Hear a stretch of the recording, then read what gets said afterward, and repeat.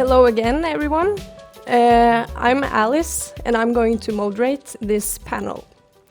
So first, a little bit about me. I'm a fifth-year student at informatics at NTNU, and I'm currently writing my master thesis with Letizia as supervisor, where I'm researching on gender balance in tech entrepreneurship. I'm also working part-time as a project coordinator in the other project, where we work with containing and having the girls that study tech studies at NTNU finishing their grades and also beginning a career in the tech industry or academia after their studies. So today, the average of women applying to informatics and computer science at NTNU is at 18.3% in average. And the percentage of female graduating these studies are lower.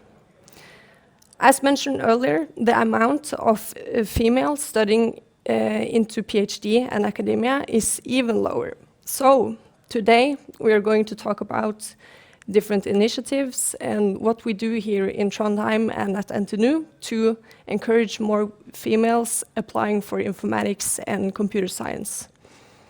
So first, I want to introduce the panel we have here today. We can start with you, Line. Hi, thanks for having me. My name is Line, and I work for Trondheim Techport, which is a membership organization both with public and private members. And we work to increase the drive for innovation in Norway through better collaboration among the players in the innovation ecosystem in Trondheim. Thank you. Okay. My name is Heidi Rønne. I am a region manager in Centric IT, and I'm also the chairwoman of an initiative called Digit Norway here in Trondheim. Thank you. Yes, my name is Taheera. I'm taking a master's degree in computer science, and I'm on my 4th year now. So, yeah. Nice having you all. So, as you can see, we are trying to represent different parts of the community. So we have the network of tech industry here. And we have the industry, and we have the university. So we're trying to fill all the parts of the community here today. So I have a question for you. We can start with you, Line. Which initiatives have worked here in Trondheim or Norway, and how is the status today? Do you then want me to talk about things that Trondheim Techport is doing, or that's the other project? You can start with Techport. Yeah. Sorry. Trondheim Techport, as I said, work to increase the drive of innovation of Norway, and we try and get the players to collaborate better so that more of the technology that we do research on and develop becomes innovative solutions and jobs and for a future and a sustainable future. And what we do is that we try and facilitate this collaboration. So we facilitate networking, we facilitate meeting places, we're trying and be that actor that make it easier for the other players to collaborate. And one of the things that we do is that we have an annual technology and innovation conference. It's now in the end of March. It's on ocean and health and energy, and we have our own section for investment and diversity. And one thing that is crucial there is that we make sure to have gender balance among the people on stage. There's out of the question to not do that. And we're also working hard to try and get as much as gender balance possible among the participants in the conference. And on this conference, we also give out, together with the municipality that we work together with, we give out this innovation award. It's called Young Innovation Award that's given to a woman younger than 40 that works on commercialization attracting innovation, good innovative ideas in the city. And it's giving out 100,000 kroner for that. And that's also another initiative. And we also do several initiatives to make it easier to meet across the different platforms, and innovation breakfasts, and also throughout the year, and also always to make sure there's gender equality on the stage. And we also try and use our voice. The CEO last year also wrote a piece in the newspaper for the 8th of March, and pinpointing the problems that we have in the city, that for every woman receiving investment funding from venture capital or seeding funding, there's 25 men that get it. And just the awareness of that is also part of what Trondheim Techport is doing for this. Thank you, Line. And do you have any experience with initiatives? Well, Digit Norway is an initiative. It's like 9 years old initiative, and Digit Norway has one purpose, and that is to arrange a yearly tech conference. But we do lift up and enhance women in tech in this conference. The conference is, of course, open for all genders, not just women, but mainly the lecturers are women, and women arrange it. So it's, and we also, very important, we have this award every year that we give to the Digit Woman of the Year. And we had that conference yesterday, and Daniela Cruces from NTNU was awarded the Digit Woman of the Year. But this is an initiative that's taken by volunteers like myself. We don't get paid to do this. This is something that we do in our spare time after work. But it's also in close cooperation with our biggest bank in Norway, DNB. They are hosting the event in their buildings, and they pay for most of it as well. But we do also have other sponsors like Centric, which is my own company, and Ada is one of the sponsors there, as well as Innovation Norway is also part of the group that arranges this conference. Yeah, thank you. And Taheera, you're a student at computer science fourth year at NTNU, so you might have a lot of experience with the ADA project. Yeah. Can you talk a bit about that? Yeah, of course. So as you mentioned, ADA is a project or an initiative taken by NTNU, which is what they do is they arrange different kind of events for girls who are studying in tech, which is, and they like let us meet actual people or women who are working in tech, and also they are having different workshops, and it's very nice to actually have ADA, because I feel like I have this place where I kind of belong, so it kind of makes me, and also other friends I have, feel a bit more comfortable actually studying in tech. So yeah, that's very nice. Thank you. And you are actually the former leader of ADA. You worked there 7 years. Yeah. So can you talk a little bit about your experience as a leader for so many years? No, I'm sorry, that's a post-COVID cough. It's you want me to say from the initiative and how it started, or just the results and how the other project is working? Well, it is a project that's hopefully going to end when we have 50-50 or 40. The vision of the project is to be not happening anymore. It started. The goal of the other project is gender equality in the tech sector, and it's owned, as Taheera said, it's owned by the NTNU University and the Faculty of Information Technology, and it works in 3 ways. I mean, the goal is gender equality in the tech sector, but they works in 3 sort of categories. That one the work to increase the number of female students, and it works in that way to recruit more students from high school to apply to this tech studies. So through information and motivation and previously visits at the university. And also when the students first start, the project works in the networking. So which one part is that social networking to make sure everyone makes friends, making friendships is important to make sure that you're happy during a student there.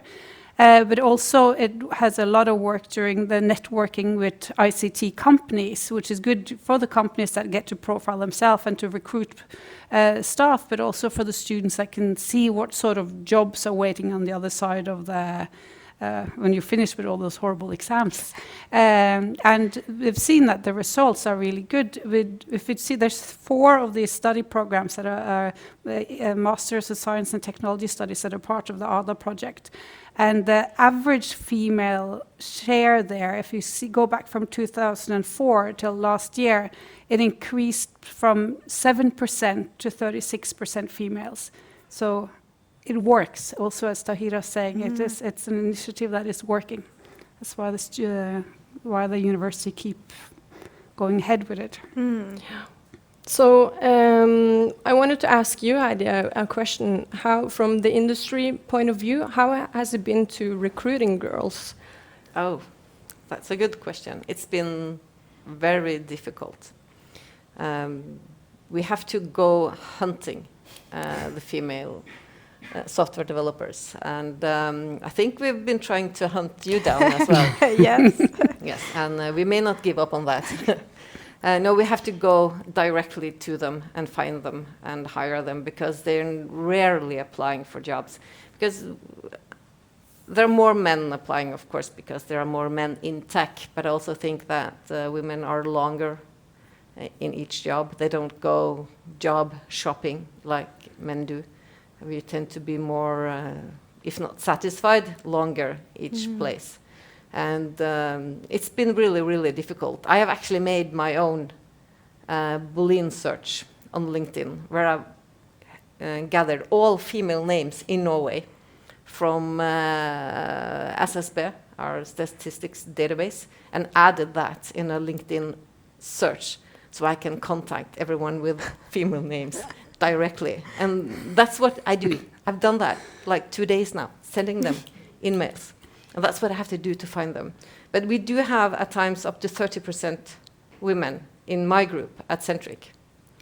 And that's because I do that, very determined.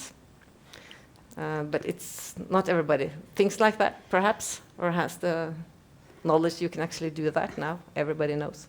So don't do it. That's my little trick. Yeah. Thank you.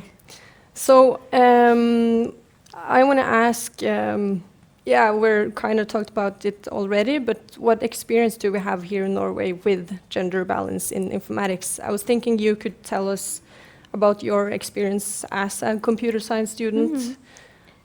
Yeah, so I kind of feel like NTNU has done, as a computer science student, I have so many like group projects and stuff in different subjects where I have to cooperate with people, and the groups are chosen at random.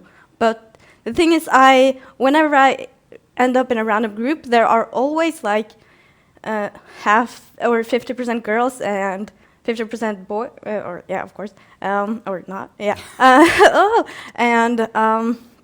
So I've been kind of lucky. I'm not sure if it's luck or if it's actually someone like above who have been like, okay, we have to actually have some girls working together.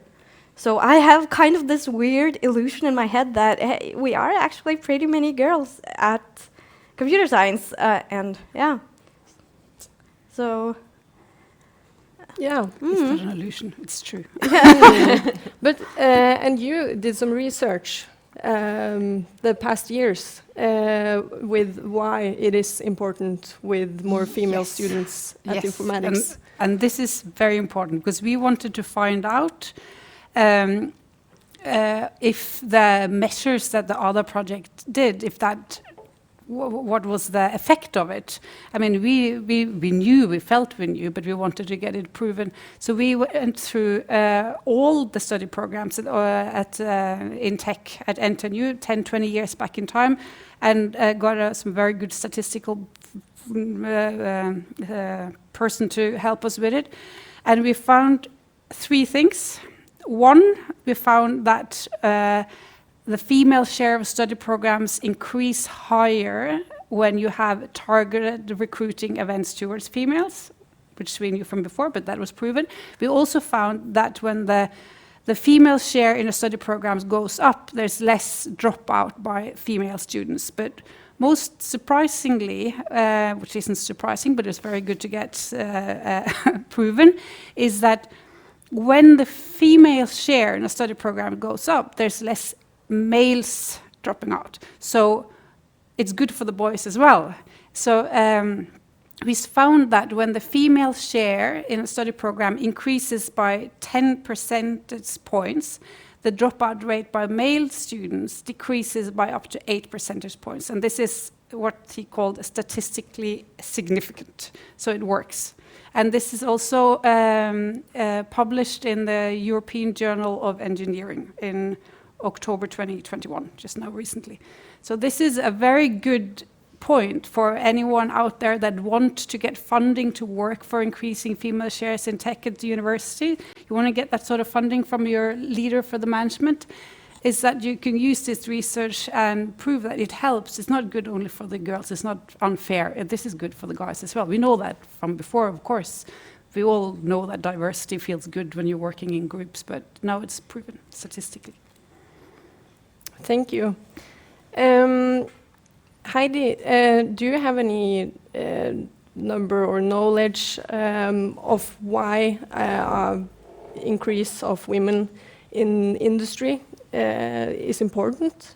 Oh, yeah, there are actually done quite a lot of research in this area. I Googled it and I found a large number of different kinds of reports, both from different universities, but also from different companies. And Nordea is a Norwegian bank, made a study where they analyzed like 11,000 publicly traded companies and all over the world. And they analyzed their performance and compared this with diversity in their business. And there is no doubt at all, and this is just one report. There are loads of others done by also University of California, for example. Diversity generates more income.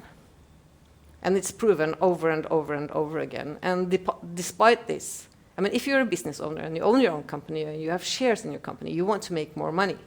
And you do that by increasing the diversity in the company. This is proven, and still it's not really being done all over the world. It's like they don't want to make money. And 5% of female management in the tech industry. There are 5% women management in the tech industry, which is a ridiculously low number as well. But also if you increase that, the numbers rises also in revenue and income. So it's a no-brainer, really, if you want to make money. You have more diversity. That's a great conclusion. Do any of you have any comments or anything you want to add? I think she summed it up pretty good. Yeah, I think so too. That should be our slogan. Diversity generates more income. But back to like the industry, because as you said, you have to basically pick the girls, and it's a golden age. That's my golden age of IT jobs, especially here in Norway. There is undergraduating compared to what's needed. So what's your experiences with the industry and how they communicate to you to get you to work there? I have received some mails on LinkedIn actually, and I've also like experienced many like what's it called again? Company, not fairs, but when they present their company to us and they're like, wow, hey, I want to get to know you. Like, so that's what I can come up with right now, at least. So networking is, of course, the key to get knowledge and experience from others. Do any of you have any experience with how networking can be used at the best? You're all arranging conferences, which is a good place to start networking. But why is networking so important? Well, I can probably answer that. Well, we had this conference yesterday, and one of the participants there, his name is Frode. I know him. He has been a customer of mine for years. And he said something about the echo chamber. Networking is really important, but if we are going to go out there, we can't just do the networking in areas where there are mostly women. We have to do it in male-dominated areas. And those are the networks we should enter and not be afraid of entering, because we are. Right? It's scary to go to a conference where you know that like 95% of participants are male. And it could be kind of scary to be one woman amongst 95 others, for example. I've been that in a conference. I'm too old to be afraid of that now. But these are the areas we should do the networking in. It's good to do, to get motivation and ideas and inspiration in female networks, but that would also be like an echo chamber, right? We are talking to each other, but the men who needs to listen to us, they don't hear us because we are isolated. So we have to go out there. Thank you. So if anyone of you that is watching have any questions, you can send them in the chat, and I will ask them to the panelists. I think I will ask you, how can we influence and learn from other countries? We can start with you. Me? Because Okay. you have some experience with that. I've actually created like a TikTok account in order to actually try to recruit like younger girls and encourage them to actually choose to study technology, because I mean, I believe that the younger crowd can be found amongst the TikTok users. So I've been creating some content to like make myself more relatable for like younger girls, and to explain to them that, hey, I am actually a normal girl, and yeah, I think that's important to. And I've also had some very nice like feedback from girls who are like, wow, okay, nice. Is it scary to study in tech? And I've received so many messages on TikTok from girls who are kind of scared to actually choose technology. So yeah, I'm trying to like be a comforting, like kind of role model, hopefully. So yeah.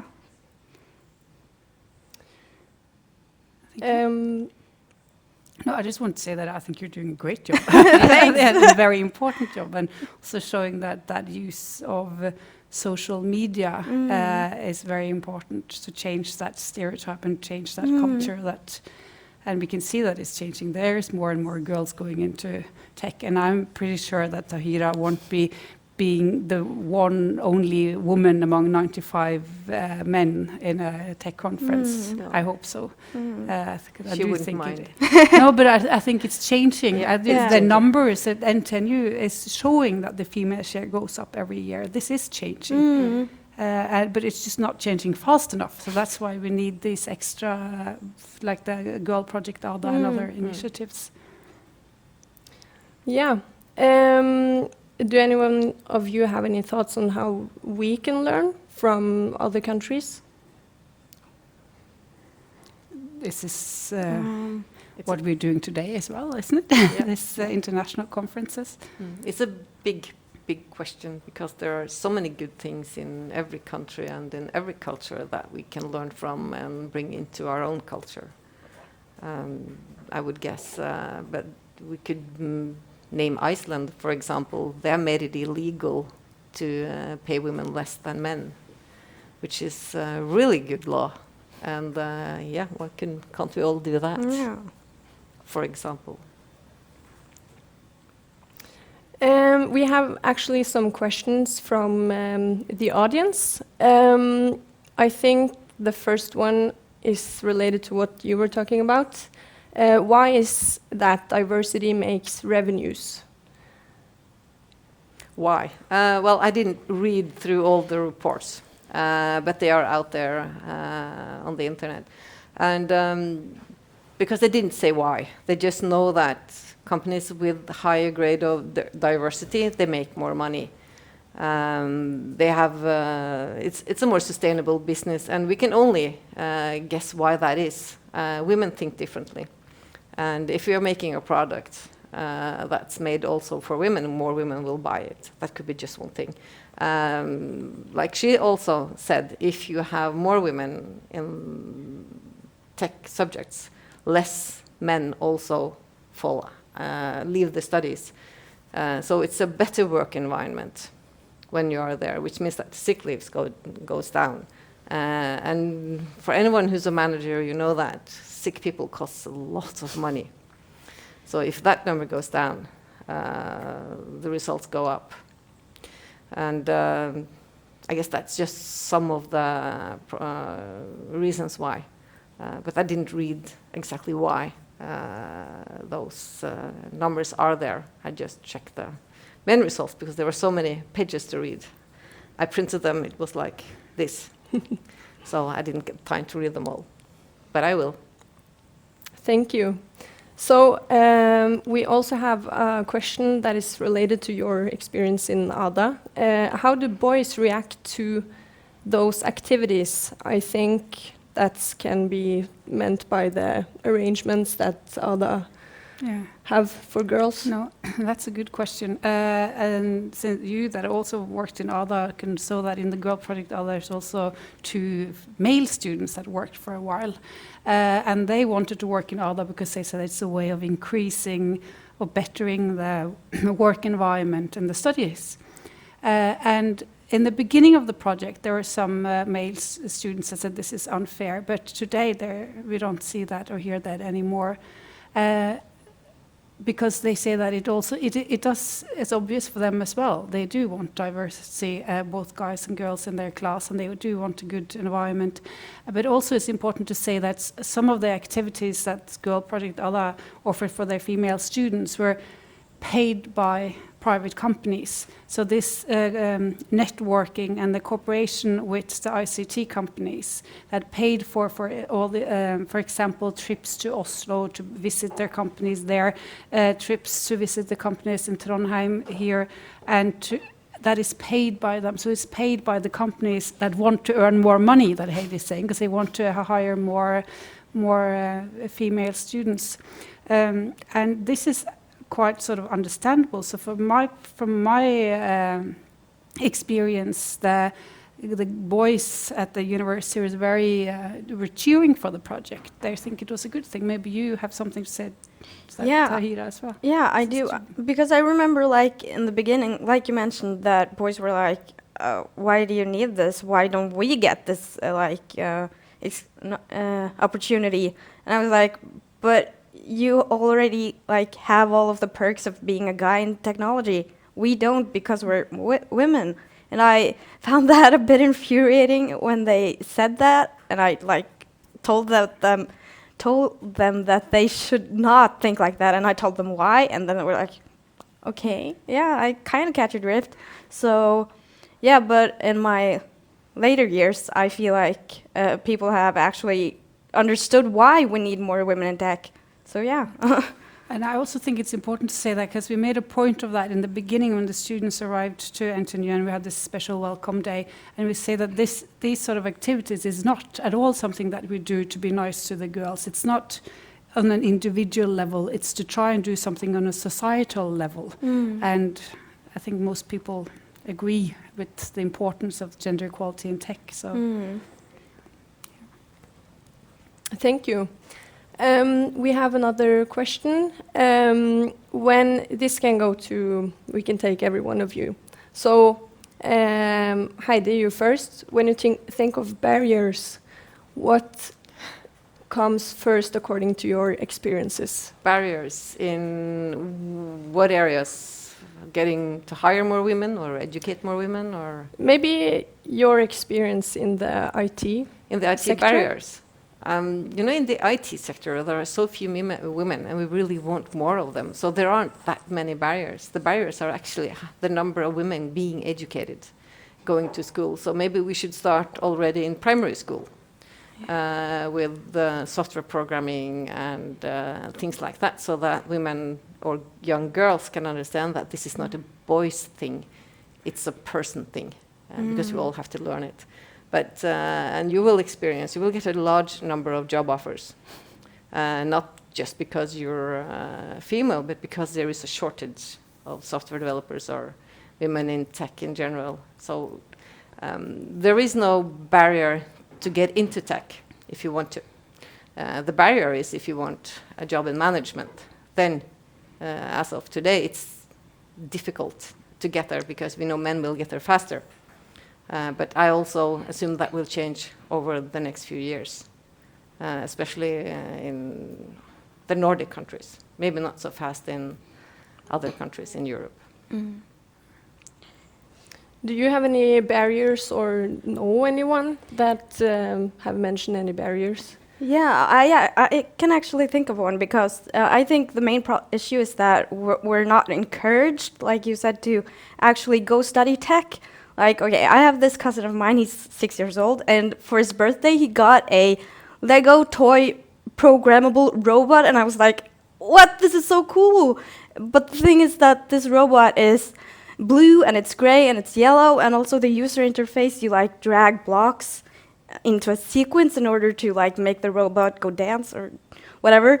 And this user interface is also yellow and it's blue, and it's so obvious that it's actually aimed for boys. And I'm like, already here we're kind of being told that, hey, tech is actually a boys thing, which is not. Like you said, it's a person thing. So yeah. I would have loved to get this toy robot for my birthday. Yeah, yeah, exactly. Yeah. Why isn't it in pink or purple? Yeah, or whatever. Anything but blue. Yeah, because when it's blue, you're like saying to parents and children that this is a boys thing. So yeah, yeah. Do you have any experience with barriers or?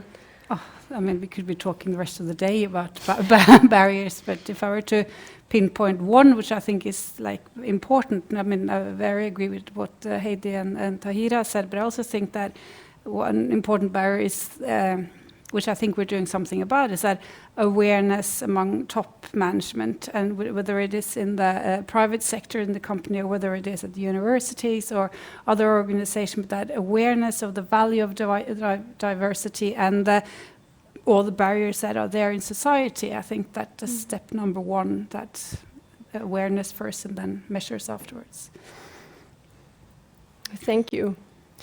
So, yeah, if anyone else have any questions, it's just to write it in the chat. Or else it's, we have time left.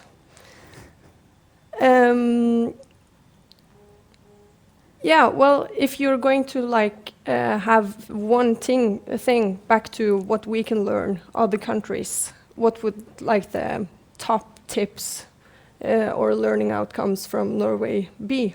We can start with you. Like in this conference just today? Yeah. Then I'd just like to repeat the European Journal of Engineering, the research that shows that when the female rate in tech studies go up, it's good for the guys as well.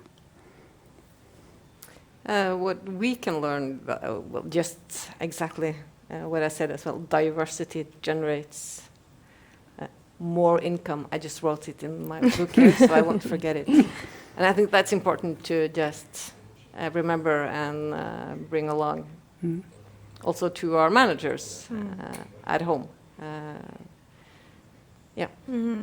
Yeah, I think we should keep encouraging like women to choose technology studies from a like very young age, not only when at like secondary or school. Yeah, just keep it in mind that hey, technology is actually an option as well.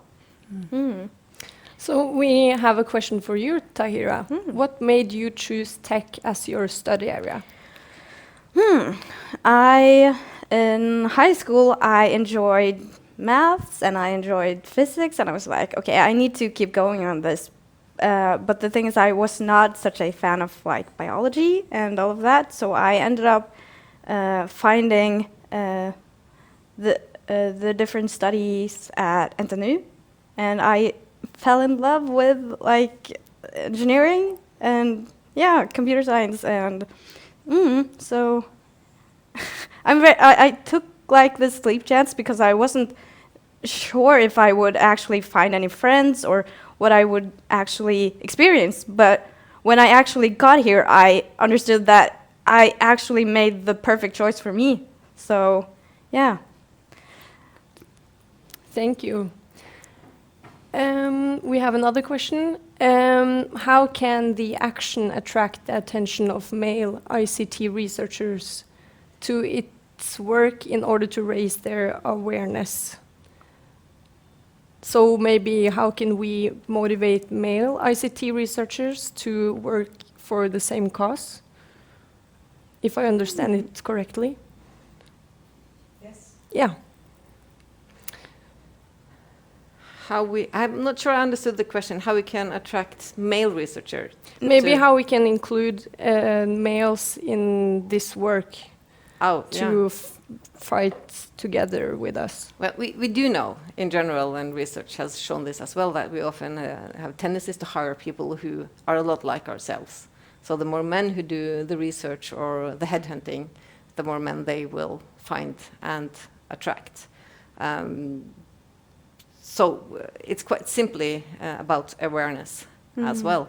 And that comes back to management. If you hire a male tech researcher, the manager has to say, you are going to have a target now. You are going to have to, this year, I want you to find and hire 5 women. And that's your target.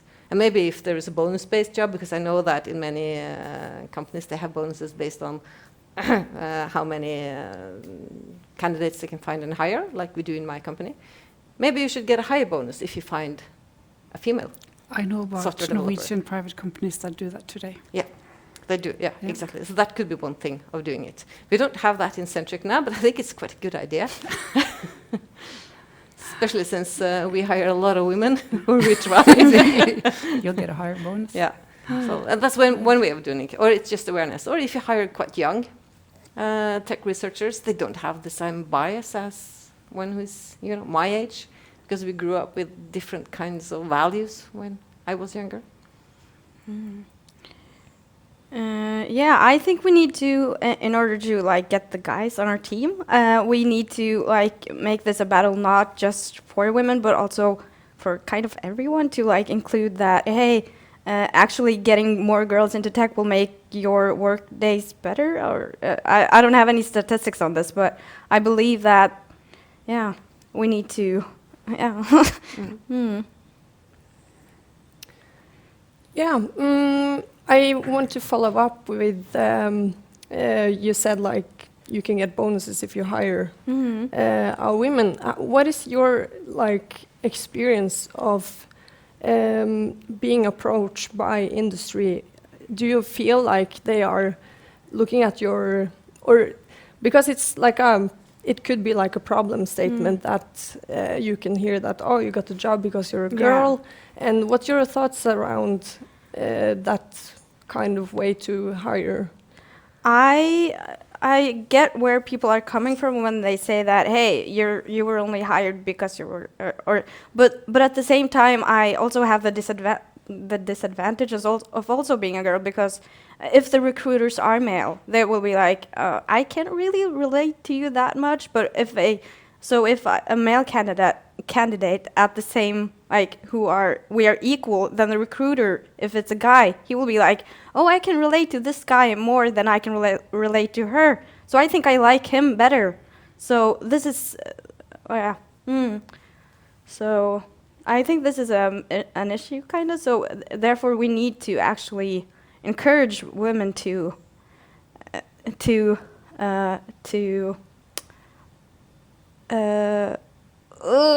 I don't have the word for it, but yeah. Søke? Apply. Apply. Yeah, thank you. To apply for jobs, we need to yeah. Okay, we have 2 more interesting questions here. Do you think the ratio between men and women in the ICT could be balanced naturally in the future because of the new generations of digital natives? No, I don't think so. And this is because, and I think it's fine if women choose like more maternal professions, because that's also in our nature, and we have to remember that as well. We want more women in tech, but I don't think we will get to be 50-50, just like I don't think we will get to be 50-50 men and women in nursing. It's just who we are, and we also have to respect that, of course. So I don't think we will get there to be 50-50, but that we could get at least to be like 30 or 35. I think we actually have a good balance there. Yeah, but no, not in the near future that I can see, not while I'm working. I will happily be proven wrong. Do any of you have any comments, or? I think that it's like, yeah, we might not have to strive for 50-50, but I think we have to strive for getting the information out there to everyone. It should be an option. When you went to high school and you decide what should I study, tech should at least be, you should at least evaluate it as an option. Mm-hmm. Today we have a lot of girls out there with top grades and that automatically go to medicine because there's a culture, there's a historical traditional, if you got top grades and you're a girl, you should do medicine. And that I think we have to change. That stereotypes what you should use your grades for. Mm-hmm. So we have to at least get all the different options out there. And I think we're a lot better at that today than we used to be. Thank you. So we might have forgot to mention that you have been a part of Idun, the Idun project as well. Yes. Because we got a question now, what can we do about the higher positions in academia for having more females? Okay, I misunderstood a bit. But, well, yeah, what can we do about the higher positions in academia for having more females also in such positions? The classical leaking pipeline that the higher up the academic ladder you go, the lower the female share is. And what do we do with that? And there's a lot of things we should do with that. The NTNU has had this project called the Idun project, which is called From PhD to Professor, which aim was to increase the percentage share of female professors at the faculty. They've been working for 2-3 years now, and they have specifically gone and targeted and hired on a 20% positions female professors in this area. And which is important because you could then have role models, so you put together teams with the PhD and postdocs and the professors, and they do research together, and you're lifted. And I think that a lot of the problems with the low female percentage share among the professors is what happens in life in those years that you do a PhD and a postdoc, and that's the same time as you maybe start a family and you have children, and then universities tend to have very strict demands about that you have to do some research at different universities, different countries, and this might be a difficult time to move your family or your children to different countries and move around as well. In general, I think that the university should work in a targeted manner to increase the female share among the professorships. It's important, and once again, it's not to be unfair on an individual level, it's about societal level. We have a massive problem if only professors are only going to be men. So, Thank you. Do you have any comments? No, no. What's your impression of academic work and PhD? I've actually, personally, yeah, okay. I've opened my eyes to actually considering at least taking a PhD at some time, because I think I've seen so many like cool women actually doing it. So I'm like, well, if they can, then I should also do it. Why not? Yes. So yeah, I'm definitely motivated for that. So, and I feel like actually having role models and people to look up to is so important for us. Thank you. Yeah, that was actually every question. I think we're done. Do any of you have anything you want to add in the end, or? No.